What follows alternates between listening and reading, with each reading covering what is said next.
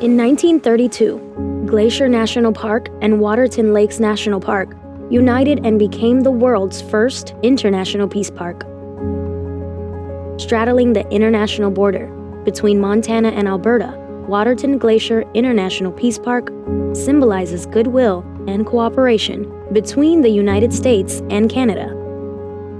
Known as the crown of the continent, the park boasts breathtaking views, exceptional biodiversity, and it epitomizes international cooperation in support of conservation and environmental protection.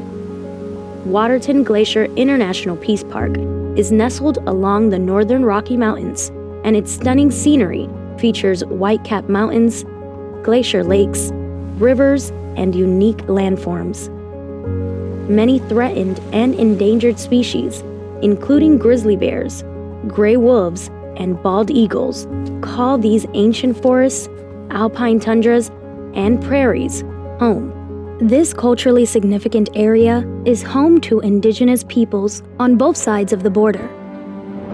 International cooperation to protect our shared environment has never been more critical. The Waterton Glacier International Peace Park is not immune to the effects of climate change. Climate change has accelerated melting rates of glaciers and snowpack, and our parks have seen an increase in the occurrence of extreme weather events, including wildfires. Guided by the roadmap for a renewed US-Canada partnership, the United States and Canada are working in lockstep to increase the scale and speed of action to protect nature through environmental restoration and advancing nature-based climate solutions. We are also committed to supporting Indigenous-led conservation efforts on both sides of the border. At Waterton Glacier International Peace Park, the U.S. National Park Service and Parks Canada work together to protect endangered species and wildlife in the area. They collaboratively monitor the park's critical headwaters, which support 3 major watersheds in North America. Our countries also coordinate and share resources to battle wildfires on both sides of the border. I'm a resource management officer here in Waterton Lakes National Park. Today we are collecting seed. We're also doing some invasive species management work. Everything we're doing today is part of our Foothills Fescue grassland conservation efforts. That seed is going to be taken to Glacier National Park, and they will clean and grow it for us, and then it's brought back here and used in restoration projects within the park in the Foothills Fescue grassland. I think that people should care about conserving the Foothills Fescue grasslands because they're a really unique ecoregion. It's a place that has its own intrinsic value and a place that Canadians and Americans can come to and be inspired by now and into the future. I am the vegetation biologist here at Glacier National Park. We are part of the native plant restoration program, so we manage the vegetation here in the park and work cooperatively with Waterton Lakes National Park in Canada.